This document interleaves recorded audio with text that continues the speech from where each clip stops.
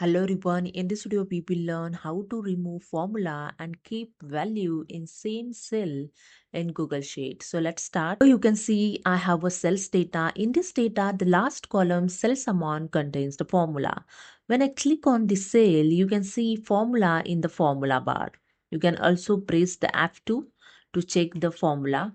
And here now I'm going to remove the formula from same cell and keep only final value without copying and pasting it anywhere. Okay, then select the range of data. So here I select only cells amount column. Okay, so I select the first cell, then press the shift control down arrow to select the entire column.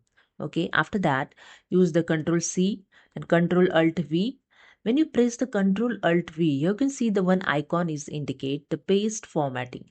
Just click on this drop down arrow and click on the paste value only, and that's it. Now you can see when I click on the cell in formula bar, formula is not showing the final amount here showing. So that's it. Hope you understood. If you like this, please subscribe. Thank you so much.